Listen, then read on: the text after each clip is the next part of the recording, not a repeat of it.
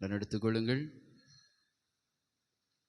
இதுவரையிலும் 18 அதிகாரங்களை நாம் வாசித்து நிறைவு செய்திருக்கிறோம். தேவ கிருபையோடு இந்த 19வது அதிகாரத்தை தியானிக்க, விவரிக்க, அதை புரிந்து கொள்ள தேவன் தாமே கிருபை செய்வாராக. ஹல்லேலூயா, ஹல்லேலூயா, ஸ்தோத்திரம். இந்த 19வது அதிகாரத்திலே ஸ்தோத்திரம் ஒரு சிறப்பு இருக்கிறது. இங்கே கர்த்தராகிய இயேசு கிறிஸ்து வருகிறார். ஹல்லேலூயா.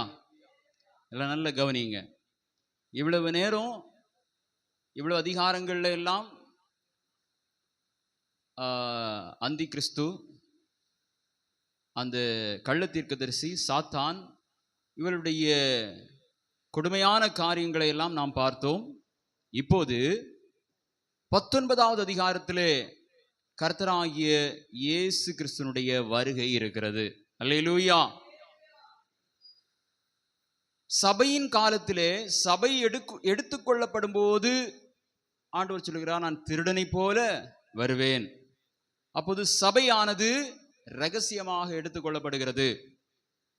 இப்போது தேவன் நியாய தீர்ப்பு கொடுத்து பூமியை அரசாளும்படியாக வெளிப்படையாக அவர் வரப்போகிறார். அல்லேலூயா. எல்லாரும் கவனமாய் கவனியுங்கள். இந்த வெளிப்படுத்தின புஸ்தகத்திலே அநேக சந்தேகங்கள் இருக்கும். நம்முடைய சபையார் குழப்பம் உள்ளவர்களாக இருக்கக்கூடாது, தெளிவுள்ளவர்களாக இருக்க வேண்டும் என்று சொல்லிதான் நம்ம கொஞ்சம் காலமாக இந்த புஸ்தகத்தை என்ன செய்கிறோம்? தியானித்து வருகிறோம். அல்லேலூயா. இது ஆண்டவருடைய ஒரு கிருபை, ஆண்டவருடைய ஒரு திட்டமாக இருக்கிறது. எத்தனை பேர் விசுவாசிக்கிறீங்க? அல்லேலூயா. ஆமாம். 19வது அதிகாரத்தின் 1வது வசனத்தை வாசிப்போம். இவைகளுக்கு பின்பு பரலோகத்தில் திரளான ஜனக்கூட்டம் இடுகிற ஆரவாரத்தை கேட்டேன். அவர்கள் அல்லேலூயா, இரட்சணியமும் மகிமையும் கனமும் வல்லமையும் நம்முடைய தேவனாகிய கர்த்தருக்கே உரியது, அவருடைய நியாய தீர்ப்புகள் சத்தியமும் நீதியும் ஆனவைகள். போதும். இங்க நல்ல கவனியுங்கள். பார்த்தேன் என்று சொல்லவில்லை. என்ன சொல்லுகிறார்?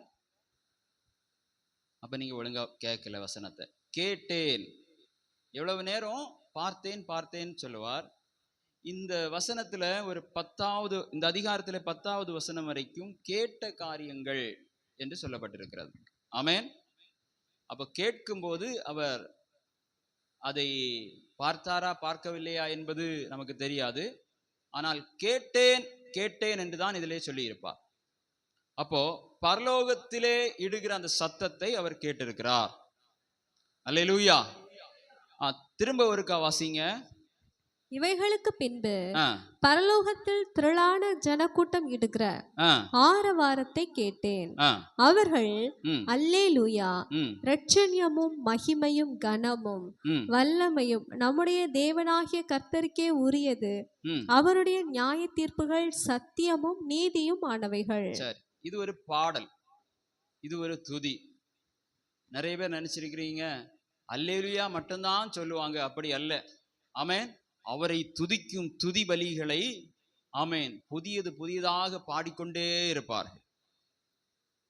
இங்கே ஆராதிக்கிற ஆராதனையில சிலர் சளைத்து போகலாம். ஆனா அங்கே ஆராதிக்கிற ஆராதனை அது சளைத்து போகிற மாதிரி இருக்காது. இப்போது மனிதர்கள் உலகத்திலே இன்பங்களை தேடி சிலர் நல்ல வீடியோ கேம் விளையாடுவாங்க, கிரிக்கெட் விளையாடுவாங்க. இதிலே ஒரு இன்பம் அவர்களுக்கு இருக்கிறது. மொபைலில் அடிக்ட் ஆகிருப்பாங்க, டிவியில் அடிக்ட் ஆகிருப்பாங்க, ஏதோ ஒன்றில் அடிமைத்தனம் இருக்கும். அதை அவர்கள் அதிகமாக நேசிக்கிறபடியினாலே அதற்காக அதிக நேரங்களை அவர்கள் செலவிடுவார்கள். பரலோகத்திலே இந்த ஆராதனையிலே ஒரு இன்பம் கிடைக்கிறது. ஆமென். உண்மையாய் ரட்சிக்கப்பட்ட பிள்ளைகளுக்கு ஆராதனையில அது ஒரு சந்தோஷமா இருக்கும். அப்படித்தானே? எத்தனை பேர் சொல்றீங்க? அல்லேலூயா. தேவ சமூகத்திலே எப்போதும் இருப்பதை விரும்புவார்கள், அவரை ஆராதிப்பதை விரும்புவார்கள். வீட்டுக்கு போனோம்னு நினைக்க மாட்டாங்க. 1 மணி ஆன உடனே மணியை பார்க்க மாட்டாங்க. அப்படித்தானே? சொல்லுங்க, எத்தனை பேர் சொல்லுவீங்க? ஆமா. நம்ம கன்னியாகுமரி மாவட்டத்தில் 5 மணி நேரம் ஆராதனை இருக்கு, தெரியுமா? நிறைய இடங்கள்ல எவ்வளவு நேரம்? 5 மணி நேரம் ஆராதனை இருக்கிறது. நம்ம 3 மணி நேரம் கூட நம்ம ஆராதிக்கல, சிலர் களைத்து போகிறாங்க. ஆமென். ஸ்தோத்திரம். அப்போ அந்த ஆராதனையில் இருக்கிறதான மகத்துவம் அதன் மேல இருக்கிறதான ஒரு ஈடுபாடு, அதன் மேல ஒரு பிரியம் இருப்பது பரலோகத்திலே அதிகமாயிருக்கும். அதுதான் உகந்ததாயிருக்கும், இருதயத்திற்கு ஏற்றதாயிருக்கும். அவரை புகழ்ந்து பாடுவது, அவரை துதிப்பது நமக்கு இப்போது அது புரியாமல் இருக்கும். பவுல் சொல்லும் போது, இப்போது நாம் காண்கிற மகிமை அல்ல, இதற்கு மேலான ஒரு மகிமையை நாம் அங்கே பார்க்க போகிறோம் என்று சொல்லி. அல்லேலூயா. தொடர்ந்து வாசிப்போம். அவர் வேசித்தனத்தினால் பூமியை கெடுத்த, தன் வேசித்தனத்தினால் பூமியை கெடுத்த மகா வேசிக்கு அவர் நியாய தீர்ப்பு கொடுத்து தம்முடைய ஊழியக்காரரின் இரத்தத்திற்காக அவளிடத்தில் பழி வாங்கினாரே என்றார்கள். மறுபடியும் அவர்கள் அல்லேலூயா என்று சொல்லி ஆர்ப்பரித்தார்கள். அவளுடைய புகை என்றென்றைக்கும் எழுப்புகிறது என்றார்கள்.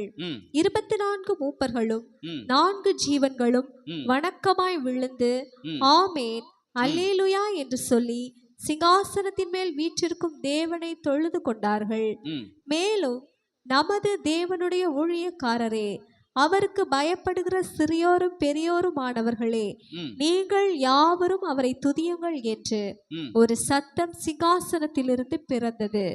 அப்பொழுது திரளான ஜனங்கள் இடும் ஆரவாரம் போலவும் பெருவெள்ள இரைச்சல் போலவும் பலத்த இடி முழக்கம் போலவும் ஒரு சத்தம் உண்டாகி, அல்லேலூயா, சர்வ வல்லமையுள்ள தேவனாகிய கர்த்தர் ராஜ்யபாரம் பண்ணுகிறார். நாம் சந்தோஷப்பட்டு களி கூர்ந்து அவருக்கு துதி செலுத்த கடவோம். ஆட்டுக்குட்டியானவருடைய கல்யாணம் வந்தது, அவருடைய மனைவி தன்னை ஆயத்தம் பண்ணினாள் என்று சொல்ல கேட்டேன். ஆமென். நல்ல கவனிங்க. ஒரு பாடல் பாடப்படுகிறது. உலகத்தை பாவத்திலே அமிழ்த்தினதான அந்த நகரத்திற்கு அழிவு வந்தது, அந்த புகை எழும்புகிறது. இப்போது யார் ராஜ்யபாரம் பண்ண போகிறார்? சர்வ வல்லமை உள்ள தேவனாகிய கர்த்தர் ராஜரீகம் பண்ணுகிறார், ராஜ்யபாரம் பண்ணுகிறார். நாம் சந்தோஷப்பட்டு களி கூர்ந்து அவருக்கு துதி செலுத்த கடவோம். ஆட்டுக்குட்டியானவருடைய கல்யாணம் வந்தது, அவருடைய மனைவி தன்னை ஆயத்தம் பண்ணினாள். எல்லாம் நல்லா கவனிங்க. கல்யாணம், மனைவி. இந்த மனைவி யாரு சொல்லுங்க பார்க்கலாம். சொல்லுங்க, எல்லாரும் சொல்லுங்க, தைரியமா சொல்லலாம். எப்படி? ஏன் சபையானது உபத்திரவத்துக்குள்ளே போகாதுன்னா, ஆமென், அந்த 3வது அதிகாரத்திலே இந்த கல்யாணத்திற்கு வரும்படியாக சபையை மணவாட்டியாய் தன்னோடு எடுத்துக்கொண்டு சென்று விட்டார். அல்லேலூயா. அவள் தன்னை ஆயத்தம் பண்ணினாள். நல்லா கவனிங்க. தேவன் சபையை ஏன் மணவாட்டியாய் பார்க்க வேண்டும்? ஆபிரகாமின் காலத்திலே தேவன் தம்முடைய ஜனத்தை பார்த்து சொன்னார், இவர்கள் என் சொந்த ஜனம் என்று சொன்னார். முதலாவது ஜனம் என்று சொன்னார். இரண்டாவது இயேசு கிறிஸ்து எல்லாரையும் பார்த்து, தம்மோடு இருக்கிற சீஷர்கள் தேவ பிள்ளைகளை பார்த்து சகோதரர் என்று சொன்னார். நல்லா கவனிங்க. இயேசு கிறிஸ்து மரித்து உயிர்த்தெழுந்த பின்பு அவருடைய இரத்தத்தினாலே கழுவப்பட்ட பிள்ளைகள் என்று சொன்னார். இப்போது சபையை மனைவி என்று சொல்லுகிறார், மணவாட்டி என்று சொல்லுகிறார். உங்களுக்கு புரியாம இருக்கும். நல்லா கவனிங்க. சிலர் தங்களுடைய ஜாதியில உள்ளவர்களை இவங்க எங்க இனத்துல உள்ளவங்க அப்படின்னு கொஞ்சம் ஒற்றுமையா இருப்பாங்க. அது சும்மா பேச்சுக்கு இருக்கலாம்.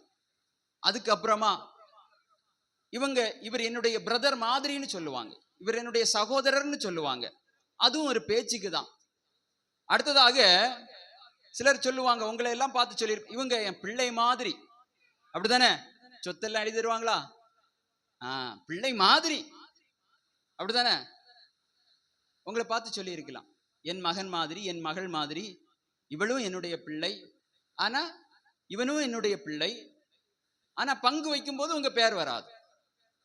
ஆனா மனைவி என்று சொல்லும் போது, இங்க நிறைய பேர் திருமணமானவங்க இருக்கிறீங்க, உடன்படிக்கை பண்ணும்போது ஒரு வார்த்தை சொல்லுவாங்க தெரியுமா? என்னுடைய சம்பத்தை எல்லாம் மறந்துட்டீங்க. சொல்லுங்க பார்க்கலாம். தரமாட்டேனா? அதுதான் குழப்பம். என்னுடைய யாருக்கு ஞாபகம் இல்லை? எல்லாரும் கிறிஸ்தவ முறைப்படி தான் திருமணம் பண்ணியிருப்பீங்கன்னு நினைக்கிறேன். அப்போ போதகர் திருமணம் நடத்தும் போது ஒரு வார்த்தை சொல்லுவார், என்னுடைய சம்பத்தை எல்லாம் உமக்கு தருகிறேன். அப்படி சொல்லுவாங்களா? அது சாதாரண வார்த்தை அல்ல. நல்லா கவனிங்க. அங்க ஒரு சர்டிபிகேட் கொடுப்பாங்களா? இனி கவர்மெண்ட்ல இந்த திருமணத்தை பதிவு செய்வார்கள் சட்டபூர்வமாய். எப்படி? அதாவது கணவன் மனைவி என்ற உறவு சட்டபூர்வமானது. அப்படித்தானே? ஆமாவா இல்லையா? அவங்களுக்கு ஒரு ரேஷன் கார்டும் கொடுப்பாங்க. அப்படித்தானே? இந்த மேரேஜ் சர்டிபிகேட்டுக்கு நல்ல வேல்யூ உண்டு. ஏதாவது அத்தாட்சியை காட்டணும்னா இந்த மேரேஜ் சர்டிபிகேட்டை காட்டலாம். இனி இவர்களுக்குள்ள ஏதோ பிரச்சனை வந்துன்னு வைங்களேன், இவருக்குள்ள சொத்தெல்லாம் இவங்க கொடுக்கணும். இவருக்கு அவர்கள் வாழ்வதற்குரிய எல்லா ஜீவனாம்சத்தையும் இவர் கொடுக்கணும் சட்டப்படி. அதுதான் பாருங்க தேவன் சொல்லுகிற என் மணவாட்டி. இப்ப புரியுதா எல்லாருக்கும்? அல்லேலூயா. என் மணவாட்டி. அப்படி என்றால் சட்டப்படியாக இந்த உலகத்தில் என்னெல்லாம் தேவனுடையதா இருக்கிறதோ எல்லா சம்பத்துக்கும் நீங்களும் அதிகாரிகள், சபை அதிகாரி. அல்லேலூயா. ஆமென். வேற ஒரு உறவுலையும் சொந்தம் கொண்டாட முடியாது. அப்படித்தானே? சகோதரனுடைய உழைப்பு இன்னொரு சகோதரனுக்கு போகாது. ஆமாவா இல்லையா? ஆனா கணவனுடைய உழைப்பு அதனுடைய முழு அதிகாரமும் யாரிடத்துல இருக்கிறது? மனைவி கிட்ட இருக்கிறது. சொல்லப்போனா மனைவிட்ட மாத்திரம்தான் இருக்கிறது சில வீடுகள்ல. அப்படித்தானே? சிலர் சொல்லும்போது சொல்லுவாங்க, நான் அங்க கொஞ்சம் இடம் வாங்கினேன், நான் இங்க கொஞ்சம் இடம் வாங்கினேன். ஆனா அவங்க வேலைக்கே போயிருக்க மாட்டாங்க. அங்க ஒரு ஆள் இருக்கிறத அவங்க மதிக்கவே மாட்டாங்க. அப்படி சொல்லுவாங்க, பார்த்துருக்கீங்களா? இதெல்லாம் இந்த கார் ஒன்று வாங்கினேன், இந்த பைக் ஒன்று வாங்கினேன், அவர் பாவம் போல இருப்பார். ஆனா பணம் எல்லாம் யாருடையது? அவருடையது. இந்த சட்டம் கையெழுத்து போட்டதுனாலதான் இந்த பாடு. கையெழுத்து போட்ட என்னுடைய சம்பத்தை எல்லாம் அப்பா ரெண்டு பேரும் கேட்கறதே இல்லை. ஆனா சட்டபூர்வமாக இந்த இந்திய சட்டம் என்ன சொல்லுகிறதுனா, நீ என்ன வாங்கினாலும் அது உன்னுடையது அல்ல, இவருடையது. அல்லேலூயா. ஸ்தோத்திரம். அடுத்தது வாசியுங்கள். சுத்தமும் பிரகாசமுமான மெல்லிய வஸ்திரம் தரித்து கொள்ளும்படி அவளுக்கு அளிக்கப்பட்டது. அந்த மெல்லிய வஸ்திரம் பரிசுத்தவான்களுடைய நீதிகளே. பின்னும் அவன் என்னை நோக்கி, ஆட்டுக்குட்டியானவரின் கல்யாண விருந்துக்கு அழைக்கப்பட்டவர்கள் பாக்கியவான்கள் என்று எழுது என்றான். மேலும் இவைகள். இப்போ மணவாட்டி கர்த்தராகிய இயேசு கிறிஸ்து ஆட்டுக்குட்டி, மனைவி தேவன். இங்க யார் வந்திருக்கிறார்? நான் உங்களுக்காய் போய் ஒரு ஸ்தலத்தை அவர் இப்போது ஸ்தலத்தை ஆயத்தம் பண்ணி கல்யாணத்திற்கு வந்திருக்கிறார். இப்ப சபை மணவாட்டி என்றால் அழைக்கப்பட்டது யார்? சொல்லுங்க பார்க்கலாம். கொஞ்சம் கவனமா கவனிங்க. சபை மணவாட்டி அழைக்கப்பட்டது யார்? கொஞ்சம் யோசித்து சொல்லுங்க பார்ப்போம். ஆன்சரை சொல்றவங்களுக்கு ஏதாவது ஒரு பரிசு கொடுக்கலாம். நேற்றுக்குள்ள பரிசு ஏதாவது மிச்சம் இருக்கான்னு தெரியல. சொல்லுங்க பார்க்கலாம். மணவாட்டி சபை என்றால் அழைக்கப்பட்டவர்கள் பாக்கியவான்கள் என்று எழுதி இருக்கிறது. அவர்கள் யார்? ஆமென். பழைய ஏற்பாட்டு பரிசுத்தவான்கள். நல்ல கவனிங்க. யாரெல்லாம்? பழைய ஏற்பாட்டு பரிசுத்தவான்கள் மற்றும் உபத்திரவ காலத்து பரிசுத்தவான்கள். அல்லேலூயா. அப்ப சபைக்கு இருக்கிற மகிமையை பார்த்தீங்களா? இதுக்குதான் சபைக்கு வரணும்னு சொல்றது. கர்த்தருடைய பந்தியை ஆசரிக்க வேண்டும் என்று சொல்கிறது. அந்த மணவாட்டியை உபத்திரவப்படுத்தாமல் 3 அதிகாரத்துல அழகா கூட்டிட்டு போய் அந்த கல்யாணத்திற்காய் ஆயத்தம் பண்ணி அழைத்து வருகிறார். அல்லேலூயா. ஆமென். அவர் உபத்திரவப்படுத்துவதில்லை. ஆமென். இந்த சபையில இணைக்கப்படாம இருக்கிறவங்க உபத்திரவப்படுவாங்க. அந்த காலத்துல தேவனை நோக்கி பார்க்கும்போது அவர்கள் அழைக்கப்பட்டவர்களாய் வருவார்கள், தெரிந்து கொள்ளப்பட்டவர்களாய் அல்ல. ஆமென். அல்லேலூயா. சிலர் நினைப்பாங்க, அங்க போய் நான் எப்படியாவது கஷ்டப்பட்டு வந்துடலாம். இல்ல, மணவாட்டி ஆமென். எல்லாரும் நல்லா கவனிங்க. சின்ன பிள்ளைங்க விளையாடாதீங்க. கவனிங்க. அப்போ தேவன் நமக்கு எப்படிப்பட்ட ஒரு அந்தஸ்தை வைத்திருக்கிறார், எப்படிப்பட்ட ஒரு உறவை வைத்திருக்கிறார். சட்டபூர்வமாக, ஆமென். பிள்ளைகள் என்று கூட அல்ல, மனைவி, மணவாட்டி, என்னுடைய எல்லா சம்பத்தும் உங்களுக்குரியது. அல்லேலூயா, ஆமென். அவருடைய சிங்காசனத்திலே இருக்கும், ஆமென், அந்த அனுமதியை கூட நமக்கு தருகிறார். அவரோடு எப்போதும் கூட இருக்கிற திருமண பந்தம் என்றால் அது பிரிக்க முடியாதது. தேவன் இணைத்ததை சொல்லுங்க. ஆமென். இப்போ எல்லாம் மனுஷன் தான் இணைத்து வைக்கிறான், தேவனுடைய பரிசுத்த ஆவியின் துணையோடு. இங்கே இணைக்கிறது தேவனே இணைக்கிறார், யாரும் பிரிக்க முடியாது. ஆமென், அல்லேலூயா. அப்போ பிரியாமல் இனி ஒருபோதும் சபையும் தேவனையும் பிரிக்கவே முடியாது. அல்லேலூயா. உங்களையும் என்னையும் இங்க இருக்கிறதான சபையையும் ஒருபோதும் இந்த நாளுக்கு பின்பு யாராலும் பிரிக்கவே முடியாது. அல்லேலூயா சொல்லுங்க பார்க்கலாம். அல்லேலூயா. கர்த்தர் ராஜ்யபாரம் பண்ணுகிற நாள் அது. என்ன கொடுக்கப்படுகிறது? பிரகாசமான மெல்லிய வஸ்திரம் தரித்து கொள்ளும்படி அவளுக்கு அளிக்கப்பட்டது. அந்த மெல்லிய வஸ்திரம் பரிசுத்தவான்களுடைய நீதிகளே. பின்னும் அவன் என்னை நோக்கி, ஆட்டுக்குட்டியானவரின் கல்யாண விருந்துக்கு அழைக்கப்பட்டவர்கள் பாக்கியவான்கள் என்று எழுது என்றான். மேலும் இவைகள் தேவனுடைய சத்தியமான வசனங்கள் என்று என்னுடனே சொன்னான். பாருங்க, இது சாதாரணம் கிடையாது, இது தேவனுடைய சத்தியமான வசனம். சபைக்கும் தேவனுக்குமான உறவு என்பது சத்தியமானது. ஒருவேளை நீங்கள் ஏதோ யோசிக்கலாம், ஆமா இல்லையா, ஏதோ யோசிக்கலாம், நீங்க ஒருவேளை வேற விதமா ஏதாவது கேட்டிருக்கலாம்.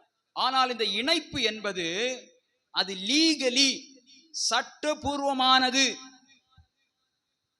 சபையிலே வந்தவர்கள் மணவாட்டியாய் சேர்த்துக் கொள்ளப்படுகிறார்கள், மற்றவர்கள் அழைக்கப்பட்டவர்களாய் சேர்த்துக் கொள்ளப்படுகிறார்கள்.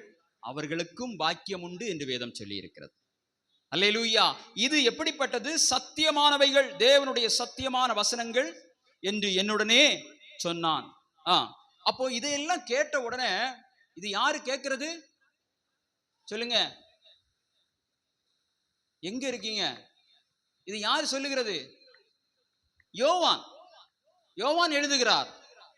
அப்போ இந்த தூதன் இப்படி தேவனுக்கும் சபைக்கும் இருக்கிறதான இந்த அன்பையும் இந்த இணைப்பையும் பார்த்த உடனே இவ்வளவு ஆழமா இருக்கிறதா, இவ்வளவு ஆழமா இருக்கிறதா? இவன் அவருடைய அன்பான சீஷன் தான், ஆனா இந்த ரகசியத்தை அவன் இன்னும் அறிந்து கொள்ளவில்லை. இவ்வளவு அதிகமான அன்பை வைத்திருக்கிறாரா, இவ்வளவு பெரிய மகத்துவத்தை சபைக்கு வைத்திருக்கிறாரா என்று அவன் சொன்ன உடனே யோவான் என்ன செய்கிறாராம் பாருங்க. அடுத்த வசனத்தை வாசியுங்கள். அப்பொழுது அவனை வணங்கும்படி அவனுடைய பாதத்தில் விழுந்தேன். பாருங்க, ஒரு பெரிய காரியத்தை சொன்ன உடனே யோவானுக்கு என்ன செய்வதென்றே தெரியவில்லை. அந்த தூதனுடைய காலில் போய் விழுகிறான். வணங்கும்படியாக அந்த தூதனுடைய காலில் போய் விழுகிறான். நல்ல கவனிங்க பிள்ளைங்க, சத்தம் போடாதீங்க. உடனே தூதன் என்ன சொல்லுகிறார்? அவன் என்னை நோக்கி, இப்படி செய்யாதபடிக்கு பார், உன்னோடும் இயேசுவை குறித்து சாட்சியிட்ட உன் சகோதரரோடும் கூட நானும் ஒரு ஊழியக்காரன். தேவனை தொழுதுகொள், இயேசுவை பற்றின சாட்சி தீர்க்க தரிசனத்தின் ஆவியா இருக்கிறது என்றான். உடனே தேவதூதன் என்ன சொல்லுகிறார் பாருங்க. அந்த தூதன் உடனே, ஆஹா, நமக்கும் கொஞ்சம் மகிமை கிடைத்திருக்கிறதுன்னு அதை வாங்கி கொள்ளல. உடனே என்ன சொல்லுகிறான்? இப்படி செய்யாதபடிக்கு நீ பார், எந்த ஒரு மனுஷனையும் வணங்கக்கூடாது. யாரை மாத்திரம் வணங்க வேண்டும், தொழ வேண்டும்? சொல்லுங்க, மைக்கில் சொல்லுங்க. தேவனை தொழுதுகொள், தேவனை மாத்திரம் தொழுதுகொள்.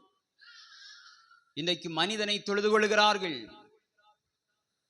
ஒரு மனிதன் தீர்க்க தரிசனம் சொன்னார், அவனுடைய காலில் விழுந்து தொழுது கொள்கிறார்கள். பிற மதங்களிலே பெரிய தலைவர்களை கடவுளாக வழிபடுகிறார்கள், கடவுள் என்றே சொல்லுகிறார்கள். அரசியல் தலைவர்களை கடவுள் என்று சொல்லுகிறார்கள், தெய்வம் என்று சொல்லுகிறார்கள்.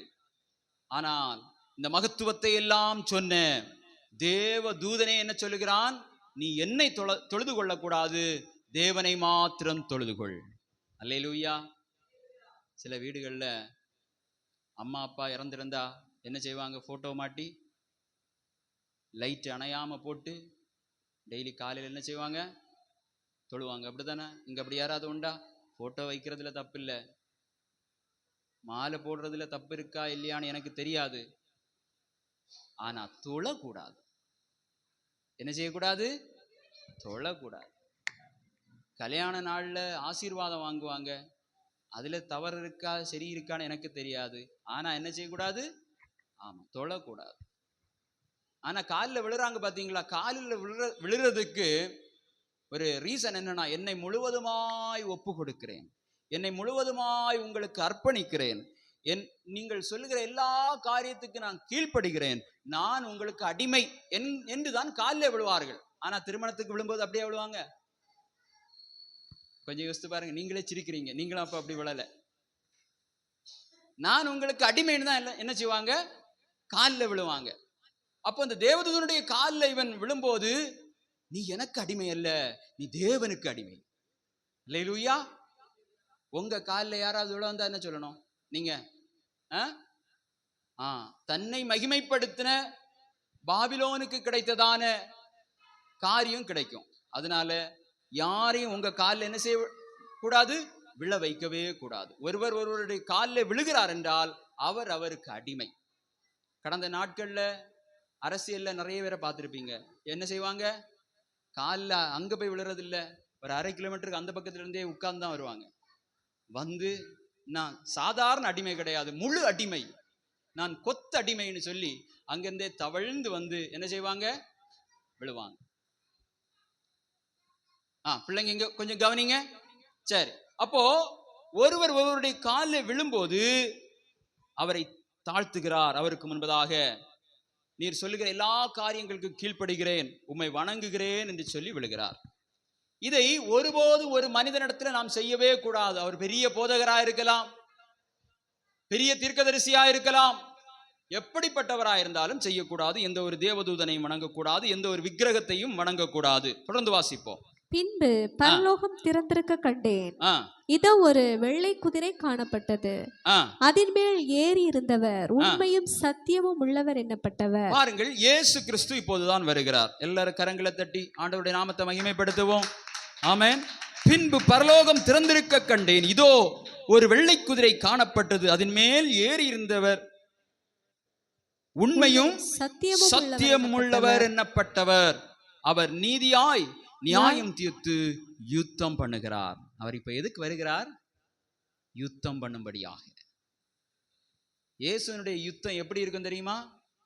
ஒரு நொடி பொழுதிலே முடிந்து போகும். இங்க பெரிய படையெல்லாம் ஆயத்தம் பண்ணி வைத்திருப்பாங்க. இந்த மிருகமும் கள்ள தீர்க்கதரிசியும் இவங்களிடத்துல பயங்கர பலன் இருக்கும். பாருங்க, ஒரே வசனத்துல யுத்தம் முடியும். பாருங்க, பயங்கர செட்டப்பா இருக்கும். இங்க இயேசு யுத்தம் பண்ண வருகிறார், அவருக்கு முன்பாக நிற்கவே முடியாது. இயேசு இந்த உலகத்துல வாழும் போது அவரை எப்படியெல்லாம் அடித்தார்கள், எவ்வளவு நேரம் அடித்தார்கள், எவ்வளவு அவரை துன்பப்படுத்தினார்கள். ஆமென். எவ்வளவு அவமானப்படுத்தினார்கள். ஒரு வார்த்தை கூட பேசல. இப்போ அதே தேவன் கர்த்தராகிய இயேசு கிறிஸ்து யுத்தத்துக்கு வருகிறார். பாருங்க, ஒரு நொடி பொழுதுல எல்லாம் முடிந்தது. அவ்வளவு வல்லமை, அவ்வளவு பவர். அவர் எப்படிப்பட்டவர்? சும்மா யுத்தம் செய்கிறவர் அல்ல. அவருடைய கண்கள், நிறுத்துங்க. பின்பு பரலோகம் திறந்திருக்க கண்டேன், அவரை பற்றி நாம் கொஞ்சம் கூட தியானிப்போம். இதோ ஒரு வெள்ளை குதிரை காணப்பட்டது, அதன் மேல் ஏறி இருந்தவர் உண்மையும் சத்தியமும் உள்ளவர். உண்மையும் சத்தியமும். அநியாயமா யாரையும் கொல்ல மாட்டார், யாரையும் தண்டிக்க மாட்டார், யாரையும் கஷ்டப்படுத்த மாட்டார். உண்மையும் சத்தியமும், 2 வார்த்தை, உண்மையும் சத்தியமும். அடுத்தது என்ன 2 வார்த்தை வருகிறது? நீதியாய் நியாயம் தீர்த்து யுத்தம் பண்ணுகிறார். நீதி நியாயம். ஒரு நிரபராதி கூட தண்டிக்கப்படவே முடியாது. கொஞ்சம் ஒரு நீதி இருந்தா கூட நியாய தீர்ப்பு நாளில ஆமென், அவனுக்கு அந்த நீதியை கொடுத்து, அவன் இரக்கத்தை கொடுத்து அவனை விடுவித்து விடுவார். அல்லேலூயா. அப்போ ஒரு போதும் அவர் அநியாயம் செய்கிறவரே அல்ல. ஒரு சிறிய கடு அளவு கூட, ஆமென், ஸ்தோத்திரம். அதான் சொன்னாரா, உங்க இருதயத்துல என்னை குறித்து ஒரு கடுகளவு விசுவாசம் இருந்தா கூட அது என்ன செய்துரும்? பெரிதாகி உங்களுடைய ஆத்துமாவை விடுவித்து விடும். சில ஆத்துமாக்களுடைய இருதயத்தில் அந்த விசுவாசம் கூட இல்லை. ஆமென். அதனால உண்மையும் சத்தியமும் உள்ளவர் நீதியாய் ஒருபோதும் யாரையும் அநியாயமாய் அவர் தண்டிக்கிற தேவனே அல்ல. அங்கே தண்டனை பெறுகிறவன் எப்படி இருப்பான் தெரியுமா? இவரை எதிர்க்கிறவனா தான் இருப்பான். இயேசுவே எனக்கு இறங்குன்னு சொல்லுகிறவன் ஒருத்தரும் அங்க இருக்க மாட்டான். அந்த மிருகத்தை துதிக்கிறவனாய், அந்த மிருகத்தின் ஆதரவாளனாய், அந்த மிருகத்தை மகிமைப்படுத்துகிறவனாய் தான் இங்க இருப்பானே தவிர, இயேசுவே எனக்கு இறங்கும், என்னை விடுவியும் என்று அந்த மிருகத்தின் அந்தி கிறிஸ்துவின் கூட்டத்திலிருந்து கூப்பிடுகிற ஒருவன் கூட அங்க இருக்க மாட்டான். அல்லேலூயா. அப்போ அந்த காலத்திலேயே அப்படி இருக்க மாட்டான் என்று சொன்னால், இப்போது இயேசுவே என்னை இரட்சியும் என்று கூப்பிடுகிற உங்களை அவர் கைவிடுவாரோ? ஒருபோதும் கைவிட மாட்டார். அல்லேலூயா. இருதயத்தில தான் அது விசுவாசித்து வாயினாலே அறிக்கை பண்ணப்படும். அப்போது இரட்சிப்பு உண்டாகும் என்று வேதம் சொல்லி இருக்கிறது. அல்லேலூயா. அப்போ உண்மையும் சத்தியமும் உள்ளவர் நீதியாய் சொல்லுங்க, நியாயம் தீர்த்து யுத்தம் பண்ணுகிறார். 12வது வசனம். அவருடைய கண்கள் அக்கினி ஜுவாலையை போல் இருந்தன, அவருடைய சிரசின் மேல் அநேக கிரீடங்கள் இருந்தன.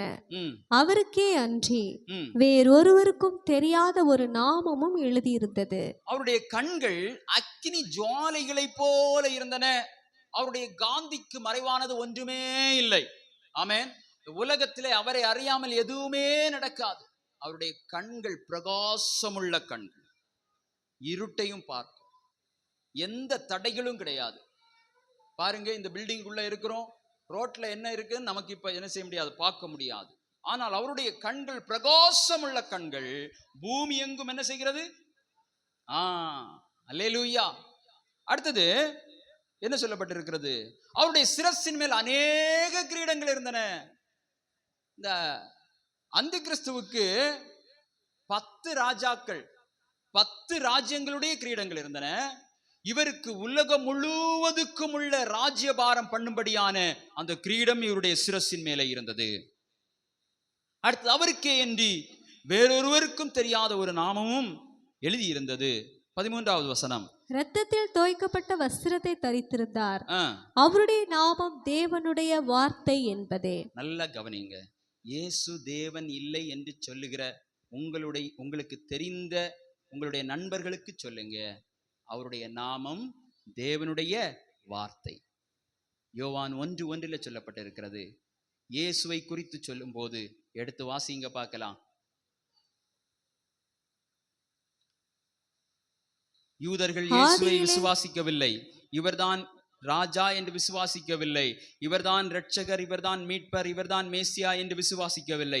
அப்போது யோவான் கொடுத்ததான பதில், ஆதியிலே வார்த்தை இருந்தது, அந்த வார்த்தை தேவனிடத்தில் இருந்தது, அந்த வார்த்தை தேவனாய் இருந்தது, அவர் ஆதியிலே தேவனோடு இருந்தார், சகலமும் அவர் மூலமாய் உண்டாயிற்று, உண்டானது ஒன்றும் அவராலே அல்லாமல் உண்டாகவில்லை.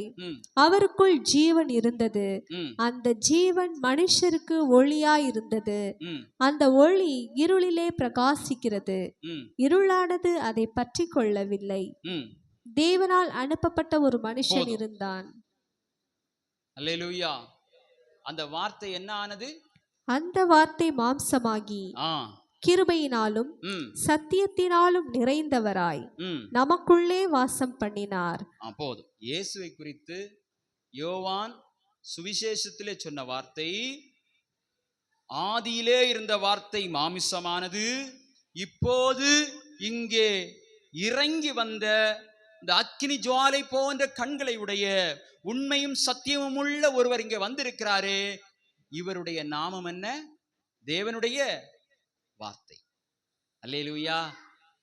நிறைய பேர் இஸ்லாமியர்கள் சொல்லுவாங்க, இயேசு அவர் ஒரு தூதர், அவர் கடவுளே இல்லை என்று சொல்வார்கள். இனி யெகோவாவின் சாட்சிகள் இருக்கிறார்கள், அவர்கள் இயேசுவை என்ன சொல்வார்கள்? அவர்கள் தூதர் என்று சொல்லலாம், அவர் தேவன் இல்லை என்று தான் அவர்களும் சொல்லுகிறார்கள். ஆனால் இங்கே தெளிவாக சொல்லப்பட்டிருக்கிறது, இவருடைய நாமம் தேவனுடைய வார்த்தை. எத்தனை பேர் விசுவாசிக்கிறீங்க? அல்லேலூயா. ஆமென். ஸ்தோத்திரம். அடுத்து தொடர்ந்து வாசியுங்கள். பரலோகத்தில் உள்ள சேனைகள் வெண்மையும் சுத்தமுமான வெள்ளிய வஸ்திரம் தரித்தவர்களாய் வெள்ளை குதிரைகளின் மேல் ஏறி அவருக்கு பின் சென்றார்கள். புறஜாதிகளை வெட்டும்படிக்கு அவருடைய வாயிலிருந்து கூர்மையான பட்டயம் புறப்படுகிறது. இருப்புக்கோலால் அவர்களை அரசாளுவார். அவர் சர்வ வல்லமையுள்ள தேவனுடைய உக்கிர கோபமாகிய மதுவுள்ள ஆலையை மிதிக்கிறார். ராஜாதி ராஜா கர்த்தாதி கர்த்தா என்னும் நாமம் அவருடைய வஸ்திரத்தின் மேலும் அவருடைய தொடையின் மேலும் எழுதப்பட்டிருந்தது. பின்பு ஒரு தூதன் சூரியனில் நிற்க கண்டேன். அவன் வானத்தின் மத்தியில் பறக்கிற சகல பறவைகளையும் பார்த்து, நீங்கள் ராஜாக்களின் மாம்சத்தையும் சேனை தலைவர்கள். போதும். இப்போ இயேசுவை குறித்ததான அறிமுகம் முடிந்தது. இப்ப என்ன நடக்க போகிறதுனா யுத்தம் நடக்க போகிறது. நல்லா கவனிங்க. யுத்தம் நடக்கிறதுக்கு முன்னாடி ஒரு தூதன் சூரியனிலே போய் நின்று என்ன சொல்கிறான்னா, நீங்கள் விருந்திற்கு வாருங்கள். முதல்ல ஒரு விருந்து, கல்யாண விருந்து. இது மகாதேவன் கொடுக்கக்கூடிய ஒரு விருந்து. இந்த விருந்துல என்ன கொடுக்கப்படும் தெரியுமா? ஆமென், ஸ்தோத்திரம். யாரை இந்த விருந்துக்கு அழைக்கிறார் தெரியுமா? அந்த தூதன் வானத்தின் மத்தியில் பறக்கிற சகல பறவைகளையும் பார்த்து. மாமிசம் தின்னுகிற பறவை என்னது? கழுதையா? கழுகு. அப்போ கழுகை போல நிறைய பறவைகள் வானத்தில் மிகவும் உயரத்திலே பறந்து கொண்டிருக்கிறது. நமக்கு இங்க இந்த கண்ணுல பார்த்தா தெரியாது. அந்த சூரியன்ல நின்று அந்த தூதன் சொல்லுகிறான், உங்களுக்கு ஒரு விருந்து இருக்கிறது. நீங்கள் திருப்தியாய் புசிப்பதற்கு ஒரு விருந்து இருக்கு. திருப்தி என்பது முக்கியம். அந்த பறவைகள் திருப்தி அடைந்தன என்று இருக்கும். நீங்கள் இவ்வளவு நாளும் பார்த்திராத ஒரு பெரிய விருந்து இப்போது நடக்க போகிறது. யுத்தம் தொடங்குறதுக்கு முன்னாடியே அழைக்கிறார். அல்லேலூயா. யுத்தம் துவங்குவதற்கு முன்பதாகவே அந்த தூதன் இப்போ யுத்தம் பண்ண போகிறது யாரு? கர்த்தராகிய இயேசு கிறிஸ்து. யாரோடு யுத்தம் பண்ண போகிறார்? அந்த மிருகத்தோடு. மிருகத்தின் ஆதரவாளர்கள், கள்ள தீர்க்கதரிசி, இந்த உலகத்தில் பெரிய ராஜ்யபாரம் பண்ணினார்களே, 7 ஆண்டுகள் ஜனங்களை உபத்திரவப்படுத்தினார்களே, இனி தங்களுடைய நெற்றிகளிலேயாவது வலது கையிலாவது அந்த முத்திரையை தரித்து ஒரு பெரிய ஜனக்கூட்டம் உலகம் முழுவதும் எழும்பி தேவனுக்கு விரோதமாக தூஷணமான வார்த்தைகளை பேசி தேவனை, ஆமென், ஸ்தோத்திரம், யுத்தம் பண்ணி தோற்கடிக்கும்படியாக இவை ஆயத்தமாயிருக்கிறது. மிகவும் பெரிய சேனை. இது முதல் யுத்தம். இனி இரண்டாவது இன்னொரு கோகுமாக என்று இன்னொரு யுத்தம் இருக்கிறது. அப்போ இந்த முதலாவது யுத்தம் இப்போது துவங்க போகிறது. அந்த துவக்கத்திலே அப்போ விருந்துக்கு அழைக்கிறார்கள். இந்த யுத்தம் முடிவடையும் போது இங்கே உங்களுக்கு விருந்து படைக்கப்படும். பறவைகளே, நீங்கள் எல்லாரும் வாருங்கள். தொடர்ந்து வாசிப்போம். நீங்கள் ராஜாக்களின் மாம்சத்தையும் சேனை தலைவர்களின் மாம்சத்தையும் பலவான்களின் மாம்சத்தையும் குதிரைகளின் மாம்சத்தையும் அவைகளின் மேல் ஏறி இருக்கிறவர்களின் மாம்சத்தையும் சுயாதீனர், அடிமைகள், சிறியோர், பெரியோர் இவர்கள் எல்லாருடைய மாம்சத்தையும் பட்சிக்கும்படிக்கு மகாதேவன் கொடுக்கும் விருந்துக்கு கூடி வாருங்கள் என்று மிகுந்த சத்தத்தோட கூப்பிட்டான். பாருங்கள், மகாதேவன் கொடுக்கும் விருந்து. அல்லேலூயா. முதல்ல மணவாட்டி மணவாளன் கொடுக்கும் விருந்து. அதற்கு அழைக்கப்பட்டவர்கள் பாக்கியவான்கள். இங்கே அழைக்கப்பட்டவர்கள் யாரு? கழுகும் பருந்தும் என்னென்ன மாமிசம் சாப்பிடுமோ அது யாருடைய மாமிசத்தை சாப்பிடும்படியாக? ராஜாக்கள், சிறியோர், பெரியோர், சுயாதீனர், அடிமைகள், குதிரைகளுடைய மாமிசம், இவை எல்லாவற்றையும் சாப்பிடும்படியாக அழைக்கப்படுகிறது. இந்த வசனம் முடிந்த உடனே 19வது வசனம் தொடக்கத்தில் என்ன சொல்லப்பட்டிருக்கிறது பாருங்கள். பின்பு மிருகமும் பூமியின் ராஜாக்களும் அவர்களுடைய சேனைகளும் குதிரையின் மேல் ஏறி இருக்கிறவரோடும் அவருடைய சேனையோடு யுத்தம் பண்ணும்படிக்கு கூடி வர கண்டேன். இப்போ உண்மையும் சத்தியமும் உள்ள இந்த ஆட்டுக்குட்டியானவரோடு யுத்தம் பண்ணும்படியாக பூமியின் ராஜாக்கள், சேனைகள், குதிரையின் மேலே ஏறி இருக்கிறவர்கள் எல்லாரும் சேர்ந்து யுத்தம் பண்ணும்படியாக ஒன்று சேர்ந்து வருகிறார்கள். அப்படி வரும்போது, பெரிய யுத்தம் வரும்போதே அப்பொழுது என்ன நடக்கிறது பாருங்கள். அப்பொழுது மிருகம் பிடிக்கப்பட்டது. ஒண்ணும் கிடையாது, முதல்ல பிடிச்சாச்சு அந்த மிருகத்தை. முதல்ல என்ன செஞ்சாச்சு? இவளுடைய வெப்பன்ஸ் ஒண்ணு அங்க பயன்படல. யாருக்கு முன்பதாக? அக்கினி ஜுவாலை போன்ற கண்களை உடைய உண்மையும் சத்தியமும் உள்ள தேவனுக்கு முன்பதாக. நல்ல கவனிங்க, இந்த மிருகத்தினுடைய வல்லமைகள் ஒன்றும் வேலை செய்யல, அவனுடைய டெக்னாலஜி ஒண்ணுமே வேலை செய்யல. அப்பொழுது உடனடியாக மிருகம் என்ன செய்யப்பட்டது? நீ யாரிடத்துல யுத்தம் பண்ண வருகிறாய்? சாதாரணமான ஒரு மனிதனிடத்திலையா? கொஞ்ச நேரம் அம்பெல்லாம் எய்து கொஞ்ச நேரம் கழிச்சுதான் நீ பிடிக்கப்படுவியா? ராஜா கடைசியில தான் பிடிக்கப்படுவாரா? இல்ல, முதலாவது அப்பொழுது அந்த மிருகம் பிடிக்கப்பட்டது. உடனடியாக பரிசுத்தவான்களை துன்பப்படுத்தின, உலகம் முழுவதுக்கும் பாவத்தை கொடுத்த அந்த பாபிலோன் நகரத்தை தலைமையிடமாய் வைத்து உலகம் முழுவதுக்கும் பாவத்தை விதைத்த அந்த மிருகம் உடனடியாக பிடிக்கப்பட்டது. அடுத்தது, மிருகத்தின் முன்பாக செய்த அற்புதங்களால் அதன் முத்திரையை தரித்தவர்களையும் அதன் சொரூபத்தை வணங்கினவர்களையும் மோசம் போக்கின கள்ள தீர்க்கதரிசிகளையும் கூட பிடிக்கப்பட்டான். இருவரும் கந்தகம் எரிகிற அக்கினி கடலிலே உயிரோடே தள்ளப்பட்டார்கள். பிடிக்கப்பட்டார்கள். 2 பேர் எங்க தள்ளப்பட்டார்கள்? கவனிங்க, அக்கினி கந்தகம் எரிகிற கடலிலே உயிரோடு தள்ளப்பட்டார்கள். நல்லா கவனிங்க, நரகத்திலே தள்ளப்பட்ட முதல் ஆட்கள் இவங்க 2 பேரும். நல்லா கவனமா வைக்கணும். இப்ப யாரும் நரகத்துல இல்லை. இப்ப நரகம் இருக்கான்னு கேட்டா கூட அதற்கான எவிடன்ஸும் கிடையாது. இருக்கலாம், எங்க இருக்கிறது யாருக்கு தெரியாது. ஆமென். முதலாவது தள்ளப்பட்டது யாரு?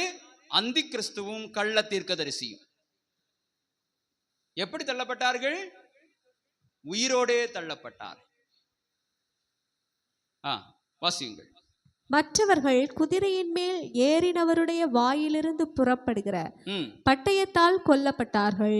அவர்களுடைய மாம்சத்தினால் பறவைகள் யாவும் திருப்தி அடைந்தன. இந்த விருந்தினால பறவைகள் என்ன செய்தது? திருப்தி அடைந்தது. இங்கே மணவாளன் மணவாட்டி ஒரு விருந்து வைத்தார்கள். அங்கே அழைக்கப்பட்டவர்கள் திருப்தி அடைந்தார்கள். இங்கே தேவன் கொடுத்த நியாய தீர்ப்பு யுத்தம். இவங்க நினைச்சிருப்பாங்க, பயங்கரமா நம்ம கஷ்டப்பட்டு போராடி ஏதாவது கொஞ்சம் தேவதூதர்களை எல்லாம் கொன்னிரலாம் அப்படி எல்லாம் நினைச்சிருப்பாங்க. அவரிடத்தில் அவ்வளவு வல்லமை இருந்தது. முதலாவதே பிடித்தது யார? மிருகத்தை. அந்தி கிறிஸ்து வந்த உடனே மிருகத்தை பிடிச்சாச்சு.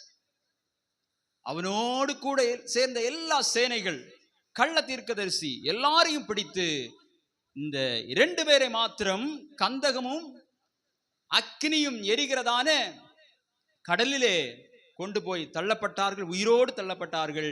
மற்றவர்கள் யாவரும் என்ன செய்யப்பட்டார்கள்? ஆண்டவருடைய வாயிலிருந்து புறப்பட்ட பட்டயத்தால் கொல்லப்பட்டார்கள். அவருடைய மாமிசத்தினால் பறவைகள் யாவும் திருப்தி அடைந்தன. நல்லா கவனிங்க, இதுல ஒரு ஆள் எஸ்கேப் ஆயிட்டாரு. தெரியுமா யாரு? அடுத்த வாரம் வரும்போது அவரை பிடிப்போம். சரியா? பிடிச்சு 3 பேரையும் எங்க கொண்டு போடணும்? கொண்டு போடணும். இப்ப 2 பேரை என்ன செய்தாச்சு? பிடிச்சாச்சு. யாரெல்லாம் பிடித்திருக்கிறோம்? அந்தி கிறிஸ்துவையும் கள்ள தீர்க்கதரிசியும் பிடிச்சாச்சு.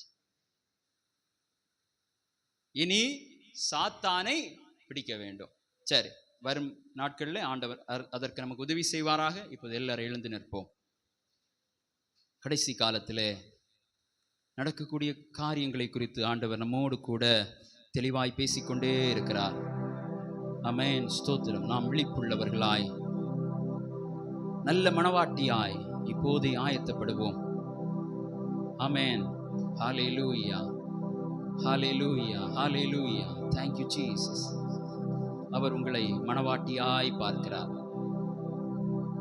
ஜனமாயல்ல, சகோதரராயல்ல, பிள்ளைகளாயல்ல, மணவாளியே என்று சொல்லி சபையை அழைக்கிறார். ஓ ஹல்லேலூயா. எல்லாரும் எழுந்து நிற்கலாமா?